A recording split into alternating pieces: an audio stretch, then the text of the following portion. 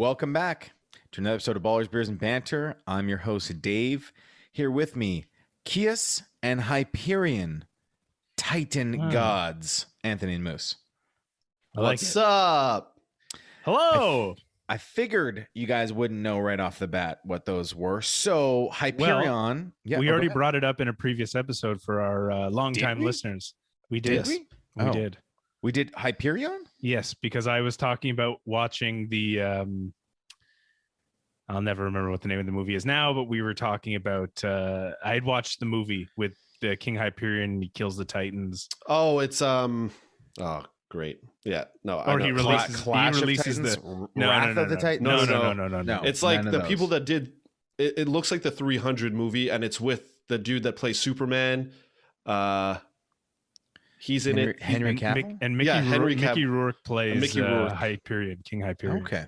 Yeah. Well, Hyperion is the Titan god of light and observation. He shone his light upon us, which is the correct usage of the term. Moose and I Googled it later. Oh, yes. Yeah. And then Kias is the Titan god of the oracles, wisdom, and foresight, which if that's not relevant to fantasy, I don't know what is. So I don't know. For now, Moose is the 3-time champion. I think should probably be Kias. And Anthony, you can take Hyperion. And Sean, you may shine your light upon us. Sure. But you guys are a couple of Titans. And Titans will be the main subject of our first headline. But before we do, we should probably explain to our YouTube watchers why we're wearing these ridiculous masks. But we can't explain them yet. But we will explain it in our beer segment later on. So please stay tuned for that. Are you guys planning on keeping these luchador masks on the whole podcast? Keeping it on. You want to know why? We're committing to it? Yeah. Because I am an immortal, which is the name of the movie that we were trying to. Oh, yes. That makes sense. That makes sense. You are Kias. Kias the Immortal. I'll tell you, it's a little itchy. It's a little annoying, but you know, I'll wear it for our fans. For our fans, it's a small penance. I mean, it's nothing compared to the year we've had with quarantine and everything. So I'll wear the luchador mask happily. We're literally wearing a mask on the rest of our face. Besides where you should be wearing a mask. Where we I thought it'd be hilarious when COVID's over, when masks are done, that you go out in public wearing these masks. And you know, or even like right on the cusp of when it's done and you're supposed to wear a mask and just go in with this and be like, I am wearing a mask. What are you talking about? But it's a luchador mask. And of course, Anthony's got his Chicago Bears. Moose has the New England Patriots. I am stuck with a Seahawks mask because they were sold out of Steelers ones. So, there you go, Moose. Now you're full. You're full. Ready for COVID and non-COVID. Yeah, Moose has his actual Patriots mask on. That's great. Oh, beauty. Yeah, Bears. My Steelers one's over there. So, all right, let's so we'll explain the luchador masks later, but let's get into the headlines. And the first one being that officially huge news this morning breaking that Julio Jones has been traded to the Tennessee Titans.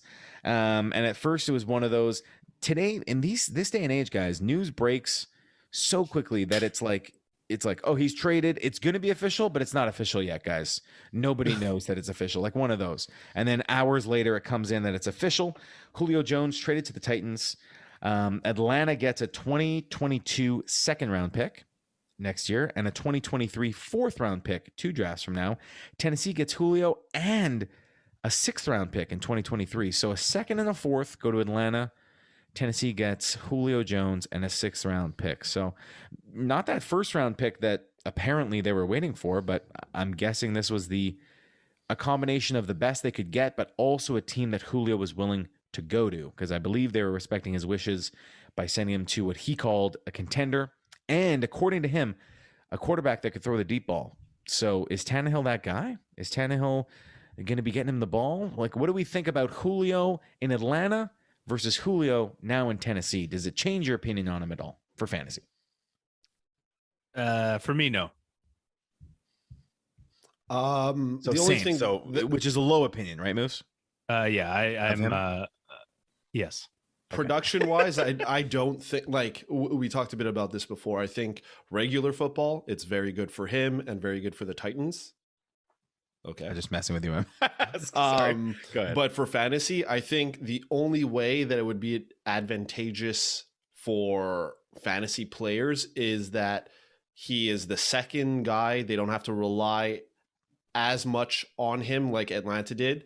So then maybe he gets a little bit of a break, doesn't get as injured, but we'll have to see. Like we never know with him. Yeah. So I think he was already we were already fading Julio a little bit. I think that's also been reflected so far in his ADP on platforms. He's going like in the 4th round of redrafts. So I think to me, it doesn't change that much for Julio. He's still, like you said, Anthony, dependent on injury and if he's playing. What do we see now? So for me, I was very high on AJ Brown, as many in the fantasy football community were, because he was literally the only receiver with Corey Davis gone, Jonnu Smith gone. He was solo, and people were getting really excited that for someone who's one of the most efficient receivers in football in terms of yards per catch, yards after the catch, if his targets were to go up, like he was going to see like 150 targets. Now with Julio there, it comes back down to reality. So me personally, I'm not going to drop AJ Brown like crazy, but to me, he goes from being like a top 5 guy to a lower end wide receiver 1. You guys, Moose and Anthony, were already kind of seeing him as a low end wide receiver 1. Does he change at all for you, AJ Brown? No, I don't think so. I mean, it's a really tough situation to predict, but I mean, Julio Moose, Jones, you are, but look at how Calvin Ridley did. God of oracles, wisdom, and foresight. So we're looking at you here. Yeah. So, I mean, I would think if anything, AJ Brown might take a dip, but I don't honestly believe that. Right. Okay. And like I just said, Calvin Ridley was productive with Julio there. Yeah. So in that offense, you have to assume that AJ Brown is, just because of youth, is a little bit stronger, probably a little bit faster. Mm-hmm. Julio, on the other hand, is he's a old dog who's going to have to learn new tricks on a new team, and who knows? It could be tough. Like the transition might not be, like I'm seeing a lot of. Obviously, we've always said Julio Jones, very talented wide receiver, but like he's really adjusted to Atlanta. So now you go somewhere else, and everybody's hyped like he's a rookie, but he's not. But that's the thing. Right. Yeah. he's like he's AJ Brown AJ Brown is still the future. So they're not gonna AJ Brown is the guy over there. So do you see this as a 1A, 1B scenario, kind of like what it was in Atlanta last year? Or is it more of a AJ Brown is the 1, Julio is the 2? I kind of see it like, and this is unfortunate because I know he's super exciting, and I know this like commentary won't go over well, but it's kind of like when like these teams bring in these older running backs and people are like, yeah, he's getting another chance. And then it's like, well, he did okay. Yeah, it works 50-50. I don't think keep in mind, last year was his first. Do well. Last year was his first non-sensational year for fantasy. That was his first one of his career. Like he's been an absolute phenom so far. Yeah, but like I said, he's getting older, and do we have a age on him here? 30. I believe he's 30 or 31. Anthony, if you can vet that. While I propose to you the next question, to me now with AJ Brown, Julio Jones, Derrick Henry as the lead running back, to me, the biggest winner in this whole deal is Ryan Tannehill. 32. So here we 32 for Julio Jones. Thank you, Anthony. So here we have, he's getting up there. Here we have Ryan Tannehill, who has quietly been one of the best QBs over the past 2 seasons or 2.5 since he took over for Mariota, and statistically, and he, I think, is easily a top 10 QB or top 12. Let's call him a QB1 in a traditional league. Easily a QB1 that will not be drafted as a QB1 this year. So if you're looking to employ the later quarterback strategy, I think Tannehill's easily a target. You can get him in the 10th round. Right now, you can get him in further than the 10th round right now. He'll probably go up with this Julio news. Yeah. But to me, he's the huge winner here. What do you guys agree with me or disagree? Well, no, I 100% agree, because if you consider that his receiving options last year were, AJ Brown and, well, to be fair, last year, Corey Davis was a little bit better, but he's been pretty lackluster. Julio Jones, football wise, will probably do better than Corey Davis. Mm-hmm. So yeah, for Ryan Tannehill, I think he's found himself in a great situation. Yeah, I mean, talk about yards after the catch. Julio and AJ Brown, like, just give him the ball. And then Derrick Henry, what if you get a dump off to Derrick Henry and he goes 80 yards? Like, if you're Tannehill, if you're an owner, he doesn't have to be that good to get you crazy points next year. So mark it down. He's someone I would target if you're employing the late quarterback strategy. Okay, now, so that's Tennessee. We've covered that. Now, what about Atlanta? I want to talk Calvin Ridley. I want to talk Kyle Pitts and Matt Ryan. Okay, so Calvin Ridley, does this give him a bump without Julio because of a target increase and a volume increase, or a decrease because he was highly successful with Julio there to take away coverage? But he was also highly successful when Julio wasn't on the field. Okay, he was. So I would say things probably stay the same. And I would even go so far to say is to also look into guys like Russell Gage, who benefited with Julio Jones being out. Yeah, I saw a post from, I believe it was Bleacher Report.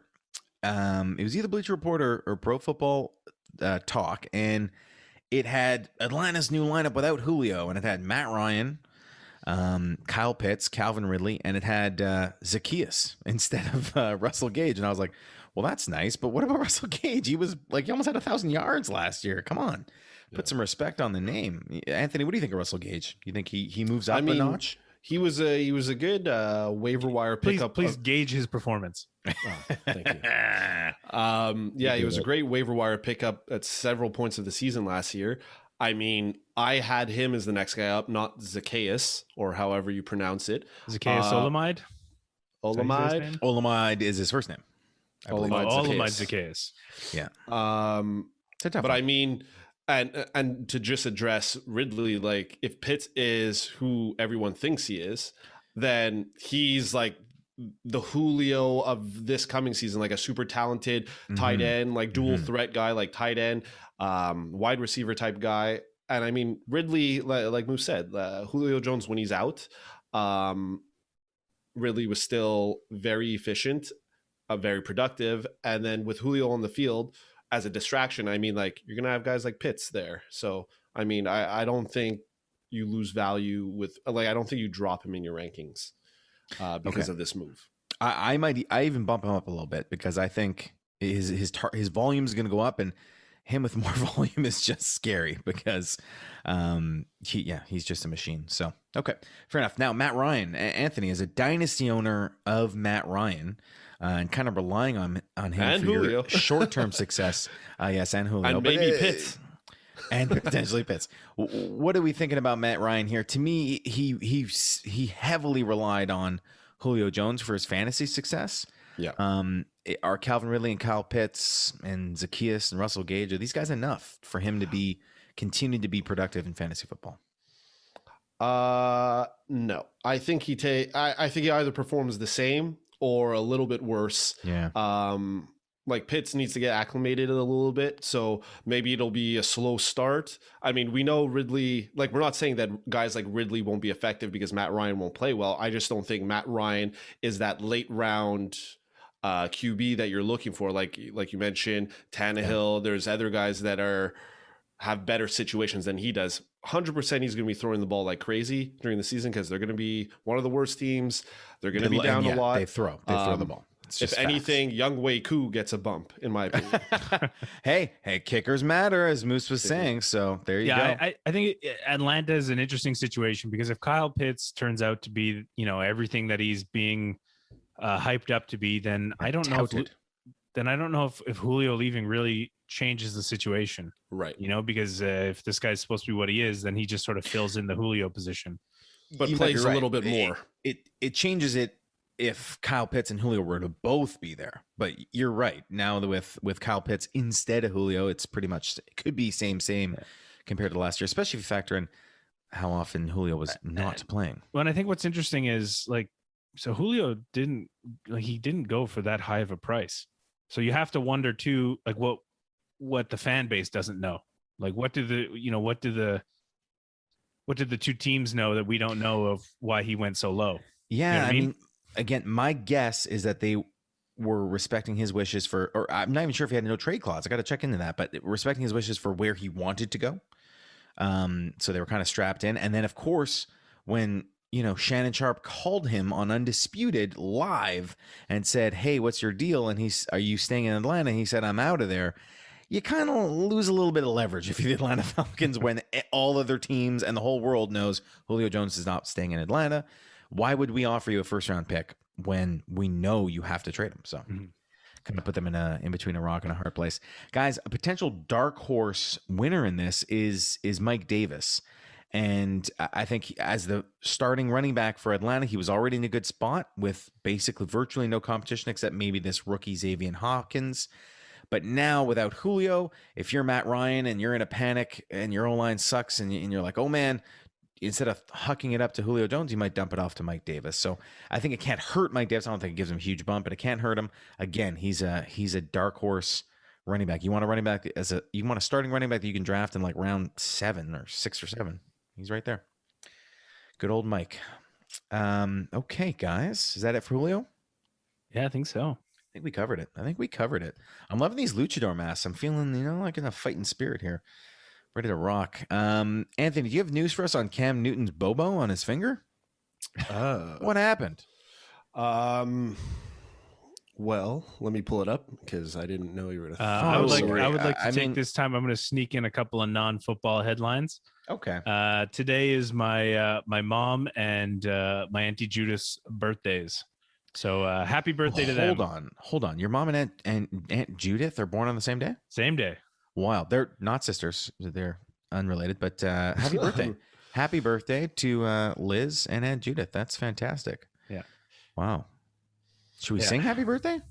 No, I don't think so. Masks on? I think she'd really like it. I think she'd really like it, Moose. I don't think it'll translate well into the podcast. Okay. All right, I have it here.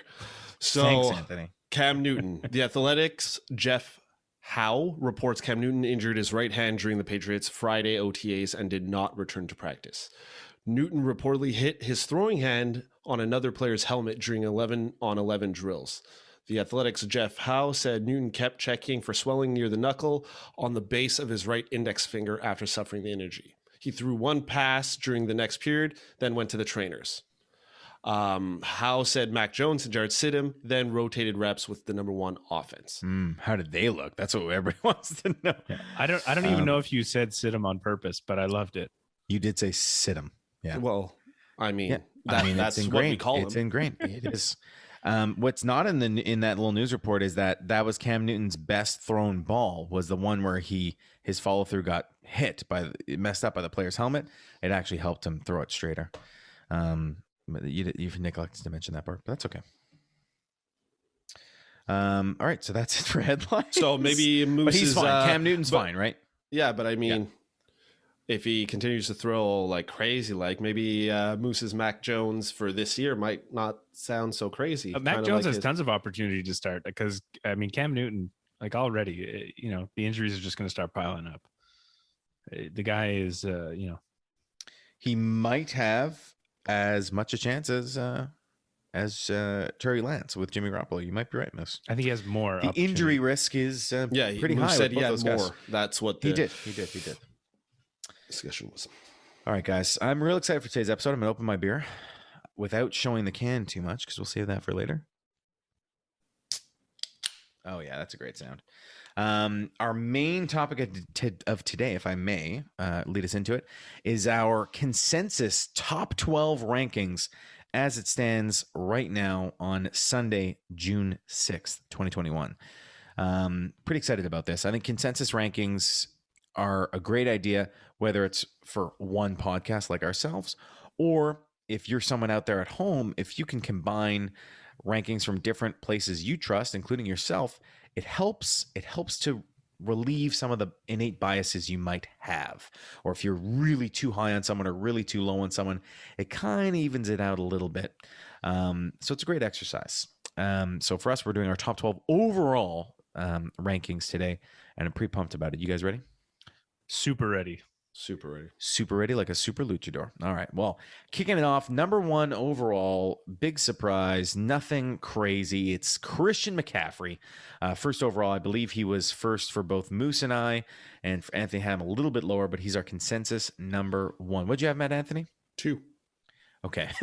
Number 2. So not too low. Not much to talk about here, except that if he's healthy, he's clearly the best fantasy option in the game. Are you worried about that part, the if he's healthy part? I mean, no.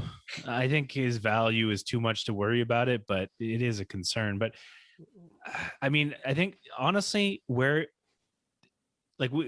it'll get explained as we move along, but I think the top 3 or 4 guys, like if injury is actually a concern for you, your next guy, it's going to be fine. Like it's not. I don't think it's the end of the world.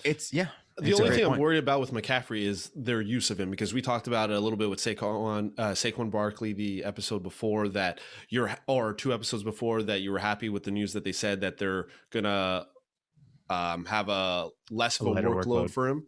So, which is good for a guy that has had a serious injury. So hopefully that's the case. They don't have Mike Davis there anymore, but hopefully that's Chuba Hubbard, the rookie, which I think is very usable. But like Moose said, like a guy with this talent, and he's not an injury prone guy compared to like Julio Jones. So it's like, you got to take him early. Well, yeah, I guess the issue was he had a lot of nagging injuries last year, like, his ankle, and then his back, and then his shoulder. They tried to bring him back, and and he wants to play through it. So that's where those nagging injuries, that's where I think load management, as it's called in the NBA these days, I think is a great idea. Like, why run your guy into the ground if you want him to be successful for years to come? If you want to just be good right now this week, sure, have him run the ball 40 times. And this isn't the old NFL. Like, there's a lot of committees now. So yeah, you're right. It's not the Emmitt Smith NFL. It's the Eric Dickerson NFL. It's not that anymore. I imagine his usage gets dialed back, but it's still going to be fantastic usage. Oh, for sure. And his efficiency, and he's just so good out of the backfield. He's talk about what they're trying to do with Travis Etienne as a receiver running back. I mean, that's Christian McCaffrey right there. So he's our number 1. Okay, our number 2, pretty clear consensus as well, is Dalvin Cook. No surprise there as well. Did anybody have him number 1 overall? Anthony, was he your number 1? No. Nope. But he's still pretty high in our rankings. And talking about a guy who overcame injuries in his first couple of years and then had his first somewhat healthy year last year. I think he only missed 1 game and was absolutely phenomenal. Basically, if Kamara hadn't scored 6 touchdowns on Christmas, I think Dalvin Cook was in the lead, right? As the top running back. It was like they were neck and neck all year. Yeah, so that's it. What Dalvin a great Cook, Christmas. That was a great Christmas for Moose. We see that as a similar outcome for Dalvin Cook this year. As long as he's healthy, he should be absolutely phenomenal. Yeah, absolutely. I mean, the old argument is that Justin Jefferson's going to take away, blah, blah, blah. But I just don't think that's the case. I mean, Minnesota just loves running Dalvin Cook. Like, it's always going to be Dalvin Cook first. What a nuanced argument that was, Moose. Blah, blah, blah. Blah, Justin blah, Jefferson, blah, blah, blah. Blah, blah, blah. Yeah, their team hasn't really changed. It's pretty much the same roster, except Jefferson will start the season instead of like only picking up 4 games instead of 0 points the first 2 weeks, and then people drop them. So you have nothing to worry about with Cook. Yeah, I think Cook's going to be a beast. Man, he's so good. All right, moving right along then. On 3rd on our list of consensus rankings is Alvin Kamara. Some might find that surprising. Some might not. Anthony's one of those who would not, because Anthony had him 1st overall on his list. Anthony, why are you so high on Kamara? Well, some news that we didn't talk about a couple weeks ago or a week ago was that New Orleans plans to use the running backs more. So that's Kamara and Latavius Murray. We've seen Latavius Murray be successful, but Kamara, obviously fantastic. Passing game, running game, he's a beast. I mean, I just think with their QB situation that he's going to be as dominating as he's always been. So I don't think he loses value because of the change at quarterback. I just feel like it'll stay the same or get better based on the news that we hear coming out of camp. So, and if you've seen his training videos too, the man's a beast. He's a crazy talent. Freak of nature. Moose, are you concerned? So Anthony's not worried about it. Some people in the fantasy community are concerned that Alvin Kamara relied a lot in his fantasy production, not his talent or his real football production, but his fantasy production on catching passes out of the backfield or dump offs from Drew Brees, which he would like take for 85 yards to the house. Are you concerned about that? No, I'm not concerned about that at all. Actually, I was going to say I agree with Anthony. I think Alvin Kamara, you could put him at number 1. Like I'm not totally opposed to that at all. Like I said, I think McCaffrey, Cook, Kamara, like it's preference at that point. Yeah, you could juggle those 3 around and whatever, it's fine. Yeah. And I think actually, I mean, if I was Sean Payton, I'd be saying, hey, Jameis, listen, If you're looking downfield, you think you're going to throw an interception, dump it off to Kamara. And I think that's we plan on using we plan on using our running backs more. Is we're going to be dumping it off quite a bit because if Jameis is the Jameis of past, Yeah, or even, let's think about this. Who are the best weapons on New Orleans? Michael Thomas, Alvin Kamara, right? Alvin Kamara is probably the best weapon. They don't have a lot of depth at receiver. So, and I wouldn't even say that. I would say Alvin Kamara is first, and then Michael Thomas. Yeah, exactly. You're right. I should have said it in that order. You're absolutely right. So, Sean Payton's not an idiot. He's going to find ways to get Kamara the ball. It might not be dump offs or unscripted plays. It might be scripted plays where they work a way to get Kamara the ball. So I think you're right. And listen, guys, I've been doing a lot of mock drafts recently, and people get up in arms about your first pick. If you have one of the first 3-4 picks in the draft, they're like, oh my gosh, you don't take Christian McCaffrey first overall. They're like, oh my gosh, you're taking Alvin Kamara there? You're taking Saquon there? It's like, yeah, guys, relax. Everybody took Christian McCaffrey and Saquon Barkley 1 and 2 last year, and then they got hurt. And the best overall running backs were Dalvin Cook and Alvin Kamara. So, yeah, you never know what's going to happen. Any one of those guys could be the number one running back, and whoever you want to take, you take them. You don't even need them to be the number one running back. No, you just need them to. Yeah, you're right. You need them. Their production is very similar, and they're going to get you what you need to win that week. Exactly. To me, it's who would you take in the first round? Who do you want to take? And take that person. All right, so that's Super Kamara. Moving along to number 4 on our list, Derrick Henry, who is now teammates with Julio Jones, amongst others. He's our 4th overall, and we all had him at 4th. Funny, because I feel like he just slots into that 4th spot so nicely in people's rankings because he doesn't catch a lot of passes. So again, we should have mentioned, but we're doing our consensus rankings based off of half PPR leagues, right. Standard 12-team half PPR leagues. So in a standard league, Derrick Henry might be number 1 overall as far as running backs go. But, in a half PPR league, he doesn't catch many passes, but he's still pretty safe at number 4. What do you guys? But they said they're going to start throwing to him more. Ooh, they did say that. That's debatable because before they were Jones. They were grooming Darrington Evans up for some pass catching. I know they want him to catch more balls. I don't know how many more, but instead of 2, 4. Yeah, that's it. Literally double his production. But I don't think it matters because off the top of my head, because I don't have it right in front of me right now. But Derrick Henry had touched the ball. I think he rushed the ball 365 times last year, somewhere in that range, which is almost twice as much as half the starting running backs in the league. He gets so many rush attempts, so it doesn't really matter.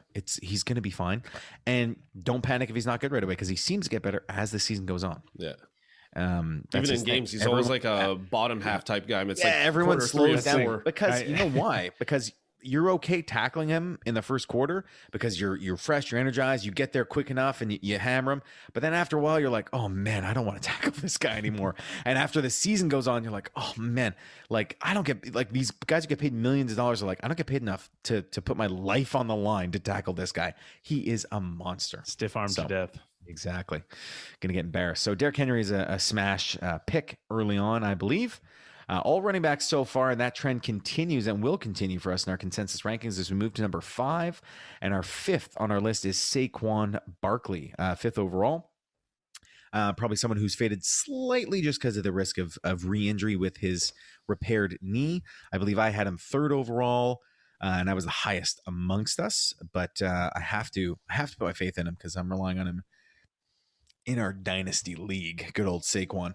Are you guys worried at all about the risk of re-injury to the knee? Is this where you start to get in that territory where you're like, I don't know, I might veer somewhere else? I think so. The team's already come out and said it. Yep. I mean, they're not confident in the health of his knee. They literally said we have to load manage right off the bat. That's where we're at right now. So, I think when he's on the field, he's going to produce, but I mean, I don't know. Again, let's look at 2 above, 2 under. I think I'd rather take, some of the other people on this list than risk it with Saquon Barkley. I think it was Dave's numbers that raised them in our consensus rankings. Oh, certainly. I'm the highest on him. You had him at 3rd. I had him at 3rd. So you had him above Kamara. Absolutely. Ooh, absolutely. Absolutely.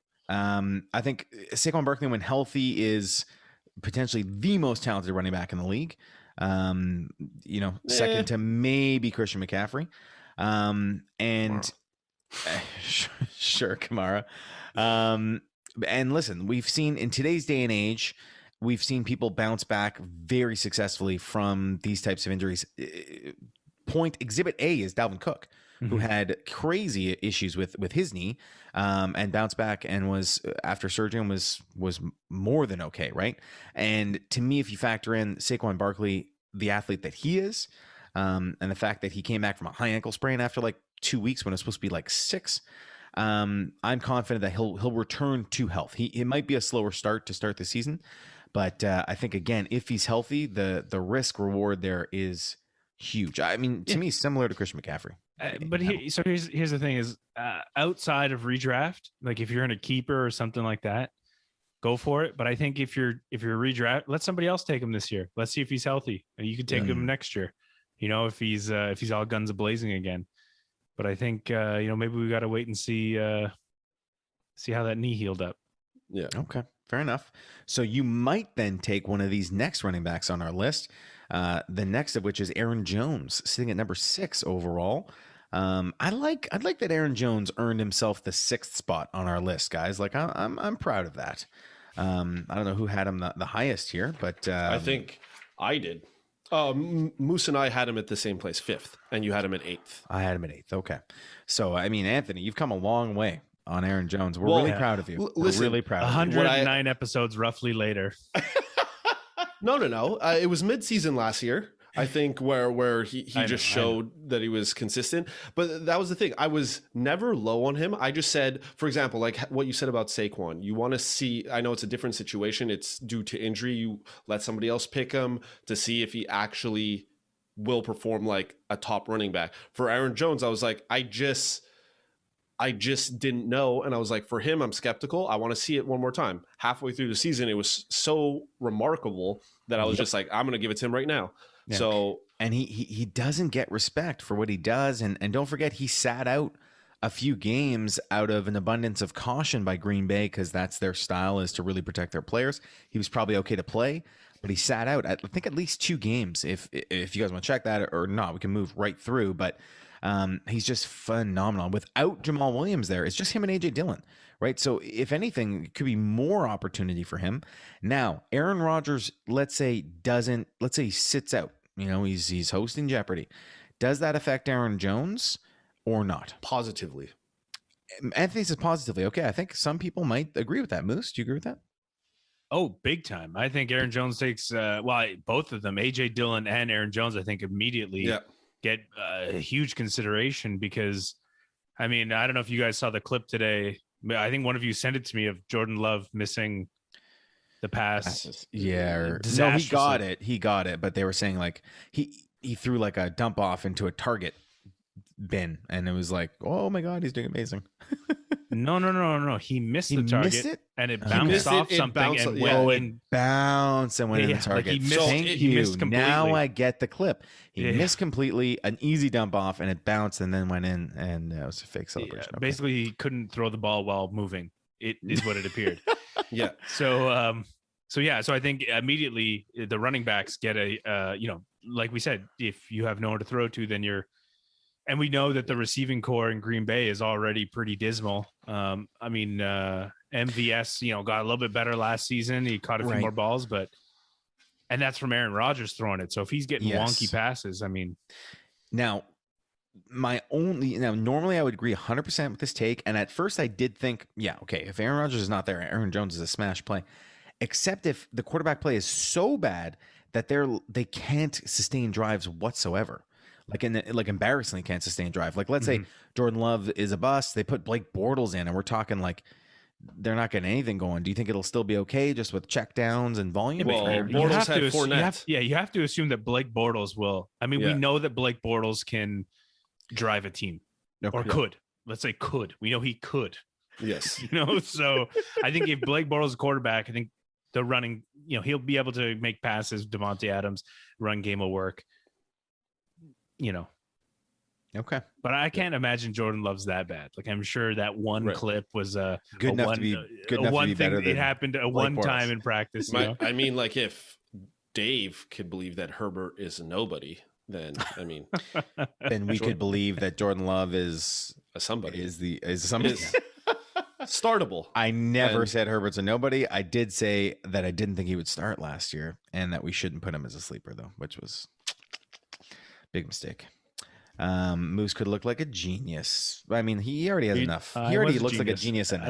I didn't have to look like a genius. I was a genius. Yeah, he is. Not a genius. You are Kius. The Titan god of the oracle's wisdom and foresight. There you go. Yeah. All right, moving along, Kius and Hyperion, if you will, to 7th on our list. We're past halfway, guys.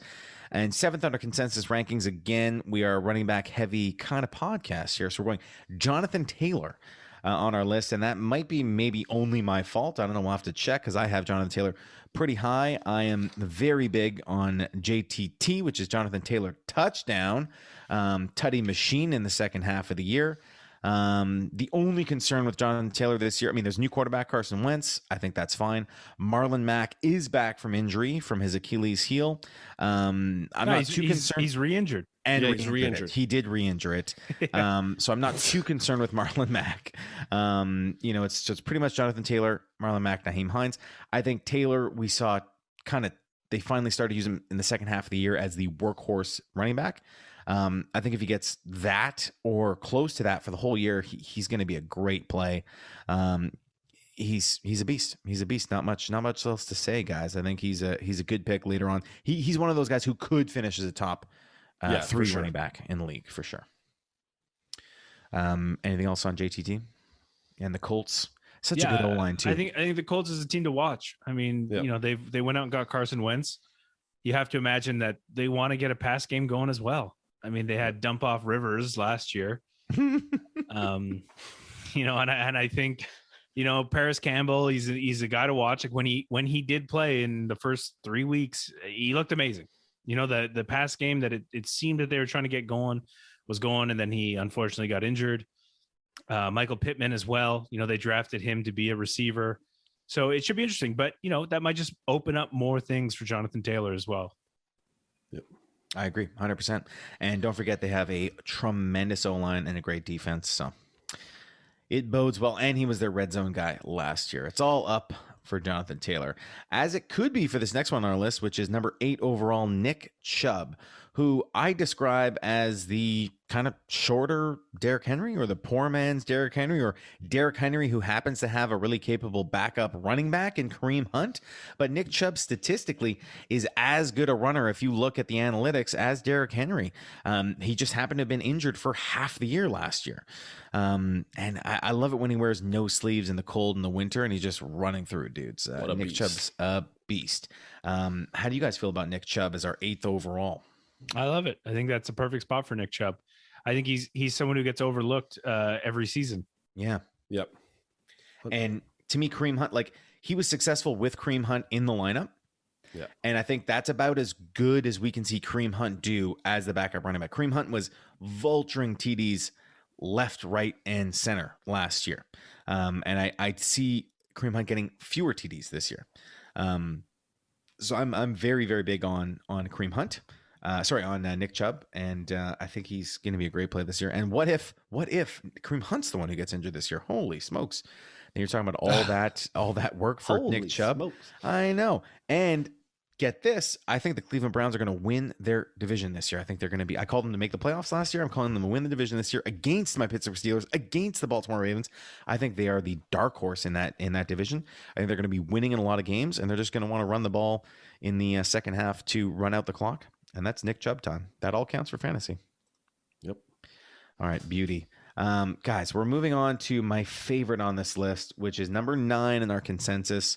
It is not a running back, finally, at number 9, nor is it a wide receiver. What's that? Not a running back or wide receiver? You're right, because it's Travis Kelce, tight end extraordinaire of the Kansas City Chiefs, coming in at number 9, coming in hot at number 9.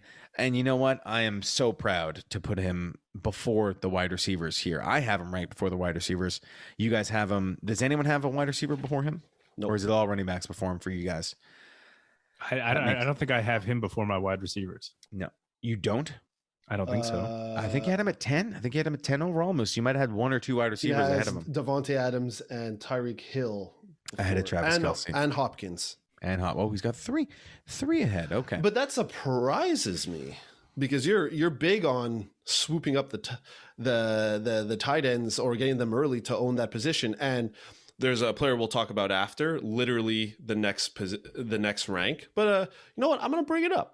You had Davante Adams. You had Davante Adams ahead of him, and we have Davante Adams at 10th. I dropped Davante Adams because of the Jordan Love situation. I know, but the thing is, you have to assume the best case scenarios.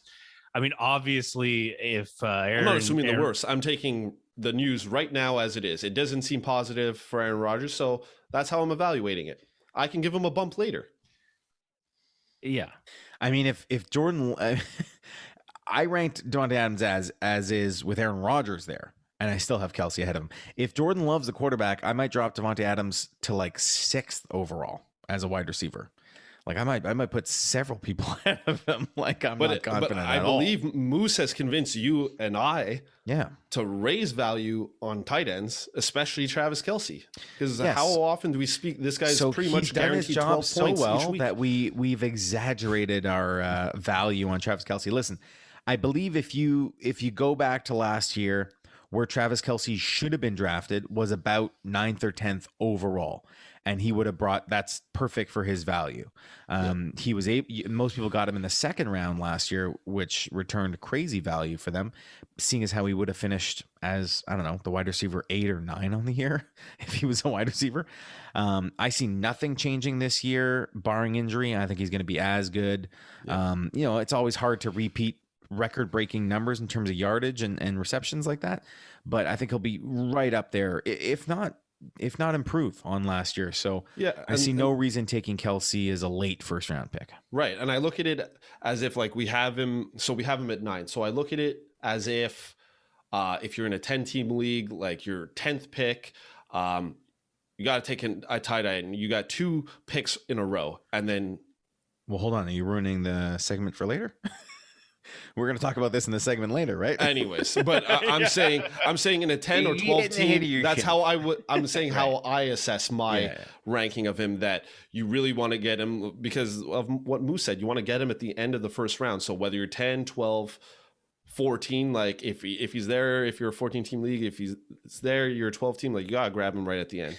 Yeah, I mean, to me, the way I'm looking at it is I really want a stud running back, but if I can't get one of my studs who we've already named in the first 8 of our running backs, if I can't get one of those 8 guys, stud wide receiver is really good, but there happens to be quite a few stud receivers this year, so I almost feel like it's more worth it to get Kelce because there's at least 3 super, to me, guarantee wide receivers, and then there's another like 5 that could be studs right in that same category. So there's just more available. Whereas tight end, Kelce's in a category unto himself. So I know I veer towards it. Moose, why would you take Davante Adams or Tyreek Hill or one of those guys before Kelce in the first? They're all stud wide receivers. So you don't believe like a DK Metcalf, an AJ Brown, a Calvin Ridley later in the 2nd round could do that? Could do what one of those guys could do for you in the 1st round? Yeah, they could. Okay. But I don't think that's the question. I think the question is if he's picking those guys ahead of Kelce, so you miss out on Kelce. Are you thinking with the mindset that you'll be able to get a Kittle or a Waller later? Yeah, for sure. Okay. In the 2nd round, for sure. Okay. Yeah, and that's fair. Nothing wrong with that. Yeah. I mean, Kittle is it's like a cheat code, so yeah, if you get him, great, but I don't think you should sacrifice everything to get him. Like it's important. Kelce or Kittle? Kelce. Okay, Kelce. Sorry, you said Kittle. Like it's important. Like I said, it's important to get a high scoring tight end, one of the top 3 or 4. But I don't think you should. Like I don't think Kelce should go in the 1st round. You should get yourself a stud wide receiver, stud running back. And maybe if you're like 10, 11, 12, okay, maybe we could branch into getting Kelce there and then you get someone in the 2nd. But I definitely think I don't think you want Kelce to be your first player on your team. You want to lock someone else in as well. And then, but what's the difference really, as long as you end up getting one of those? See, here's the thing. Let's say your 10th we'll talk about it later, I guess. We'll talk about this later. We'll talk about it later. It really depends on your draft position. It does depend on your draft position. All right. That's number 9 on the list. Travis Kelce. Moving on. We got 3 left. They all happen to be wide receivers. Finally, our stud wide receivers make an appearance. And first among those is Davante Adams at 10th overall. The aforementioned Davante Adams. So,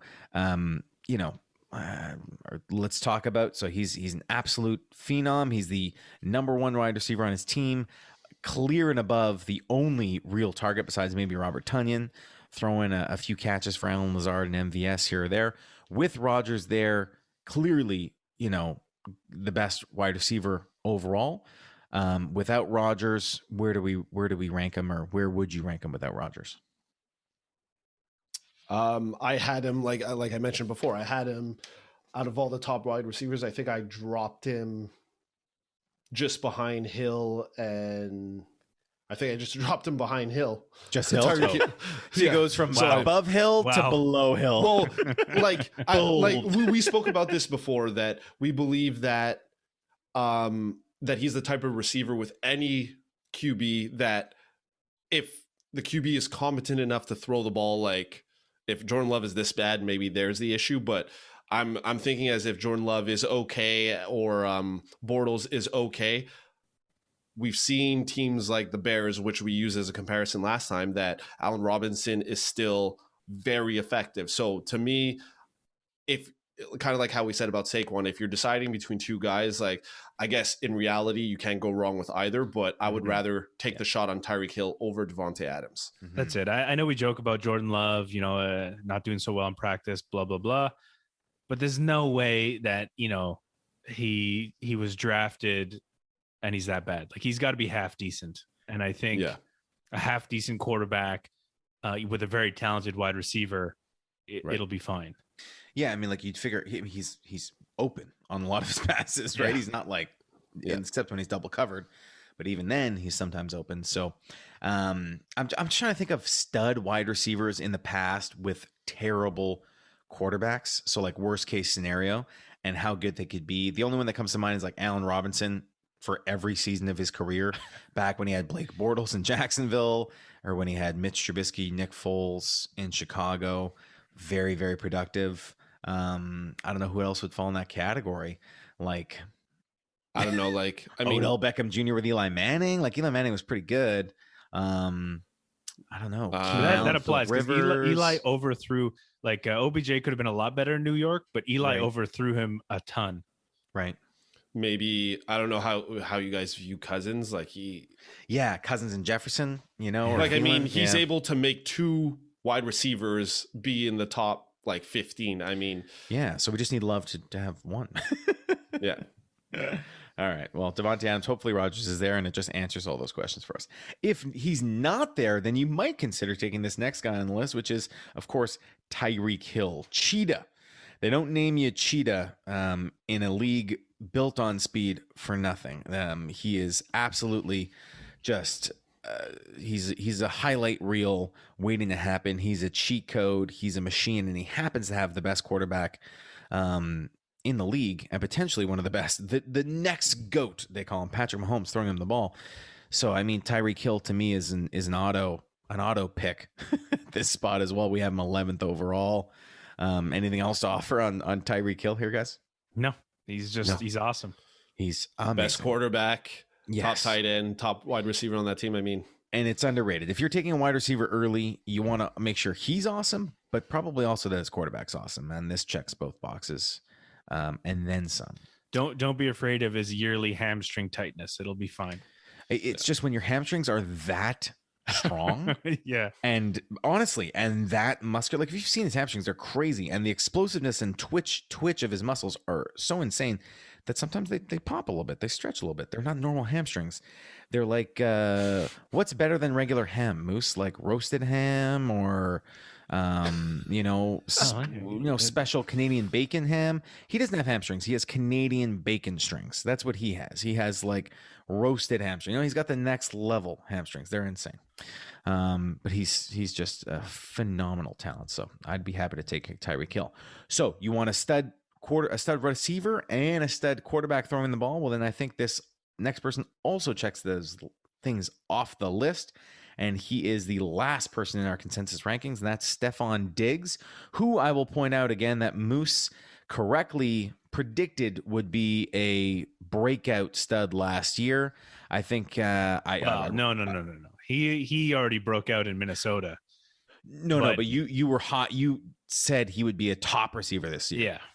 And you were correct. I think I had him as 21st overall. I thought he'd be the same as he was in Minnesota. It's where he was about.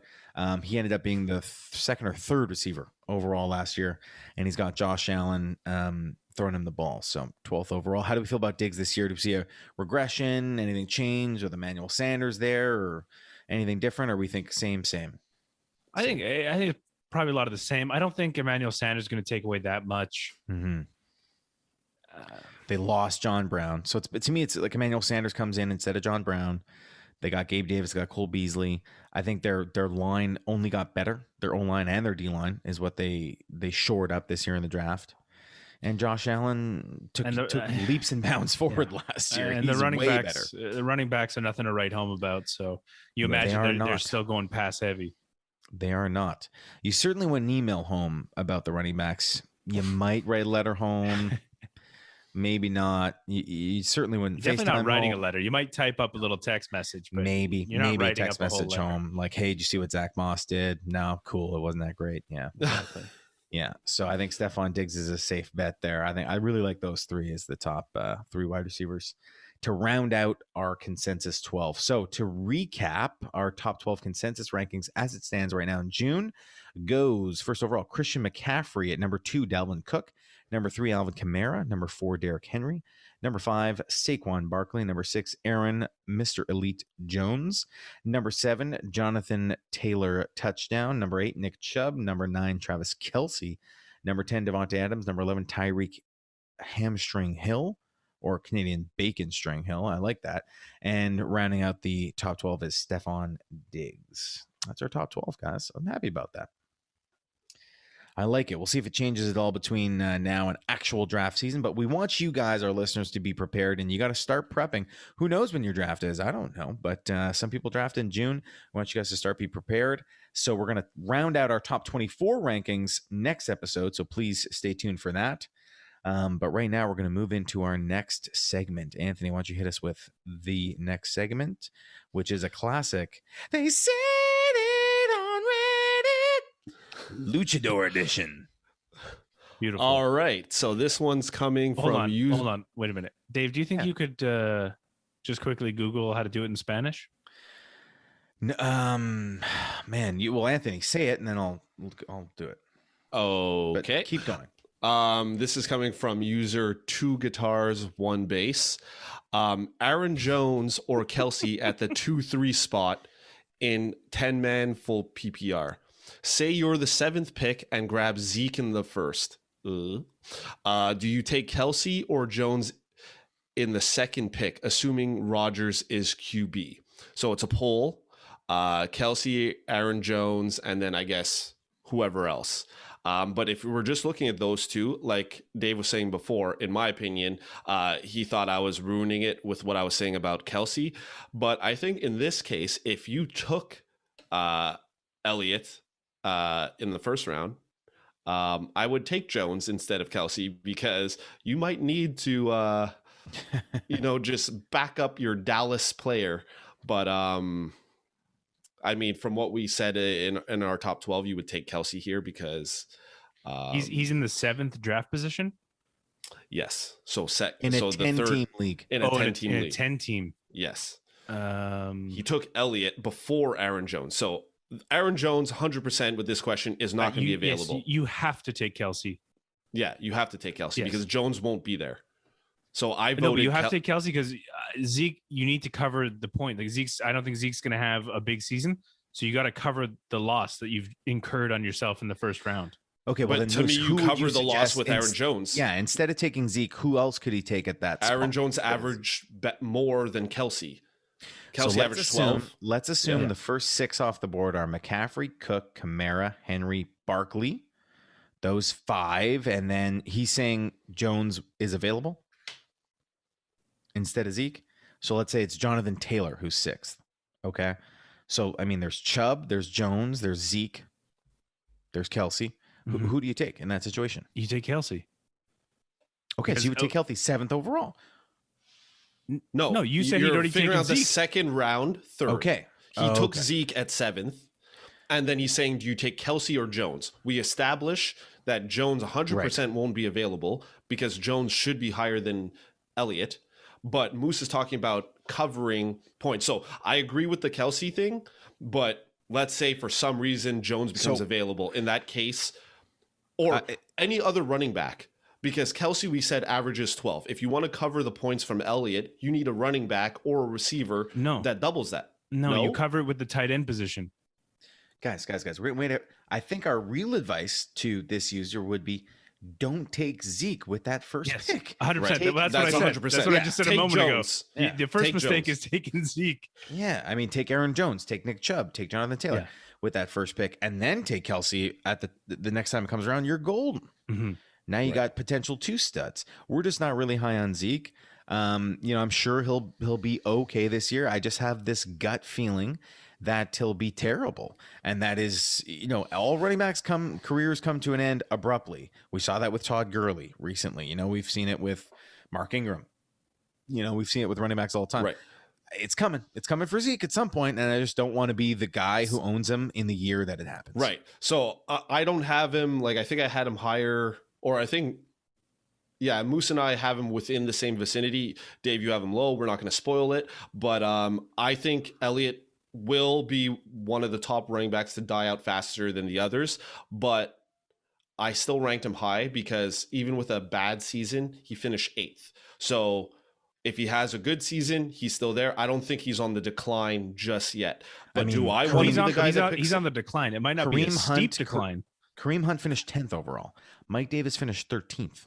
So last year's finishes at the running back them position, having really good seasons, he had a really bad season and he was 8th. So am I picking him? No. I would like somebody else to take him because I don't want to take that risk. Yeah. But I don't think it would be fair to rank him very low because with a bad year, he was still 8th. So even if he finishes 12th, he's still a number 1 running back. So if it's not a huge decline, it's a little decline. I mean, he's still worth a value. But is he higher than Aaron Jones? Absolutely not. This guy should not take. Yeah, Elliott I envision a scenario where, if all running backs stay healthy the whole year, that all those sophomore running backs finish ahead of him. Like Cam Akers, Antonio Gibson, J.K. Dobbins. But there's debates because now some news we didn't talk about. Baltimore said it's definitely a running back by committee. So somebody like Dobbins splits time with Gus Edwards. Akers splits with Henderson. Elliott doesn't really split with Pollard. You would like to think that Pollard. I think that's going to change. That could change. We thought it was going to change last year, but even with Elliott playing bad, Pollard didn't do enough to be considered a running back by committee type duo. So it could be coming. It's not there yet. So to me, he still gets the majority of the carries, which puts him ahead of the sophomores for now. Okay. So our answer to this guy is let's assume this guy is in he's in a slow draft. So he's picked Zeke and now he's waiting a couple days till it comes back to him. Yeah, I think absolutely. If you're 10-man league and you're at the 2.3, which makes it 10, 11, 12, 13, 14th overall, I would absolutely take Travis Kelce. No problem. Big time. 14th overall, because he's definitely not going to be there when you come back around. And you know what? Kittle and Waller might not be there when it comes back around. So probably take him. Yeah. You want one of those 3. If you can swing it. Anthony, agreed? Yeah. Yeah. Moose? Yeah, 100%. I mean, love it. Consensus. That's a consensus take on our consensus rankings your top 3 episode. tight ends early. Absolutely love it. All right, guys. I think we can move on to finally explain to our YouTubers. Whoa. I'm sorry.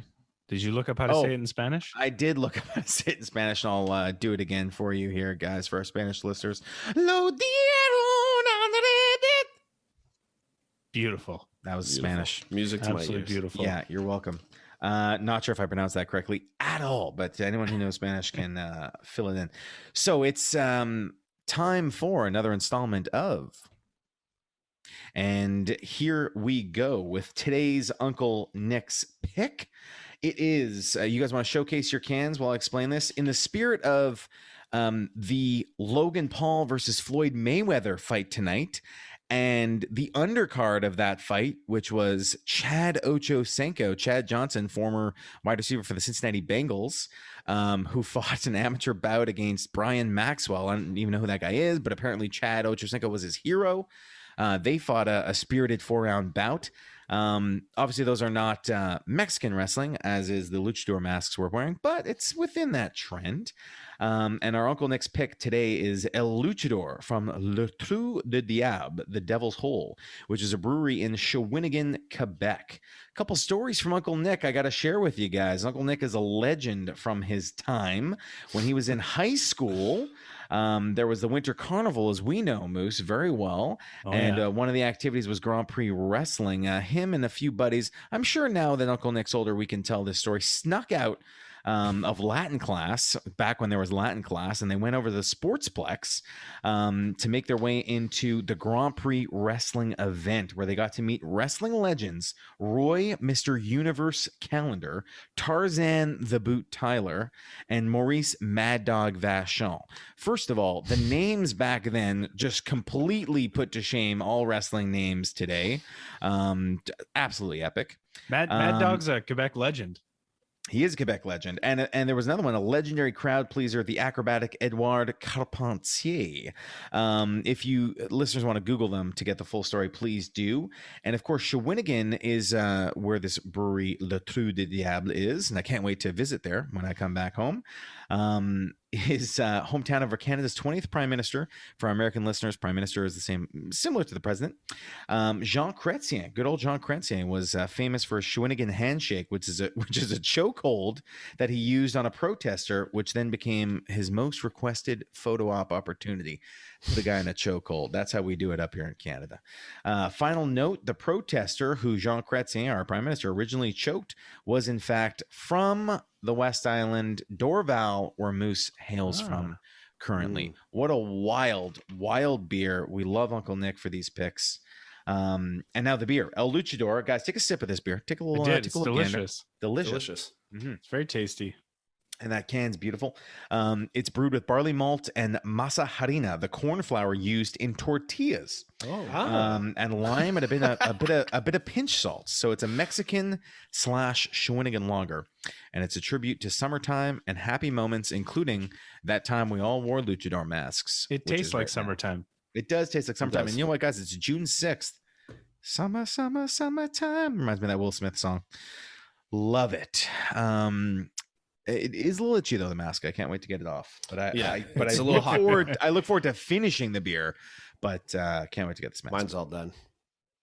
Any words of wisdom, gentlemen, before we part ways from our great Titan gods, Kias, the god of oracles, wisdom, and foresight, Moose, and Hyperion, god of light and observation. Well, if I'm the god of light and observation, no, you're the other one. What's the other one? Insight, oracles, wisdom, and foresight. Oh, yeah. The waiver wire master, 3-time champion. You're getting a little aggressive. Maybe it's the mask. Yeah, always listen to your gut. You let your gut guide you. Let your gut guide you. I like it. Put your best gut forward. Put your best gut forward, especially if you're in a luchador boxing match, wrestling match, and especially when you're drinking beers. Put your best gut forward. All right. Don't forget to hit us up on 3B Fantasy Pod at gmail.com, Twitter, Facebook, Instagram, and YouTube, Ballers, Beers, and Banter. If you're not already subscribed, get up there and subscribe to us and come check us out with these crazy masks. As always, thanks for listening. See you next time. Ciao.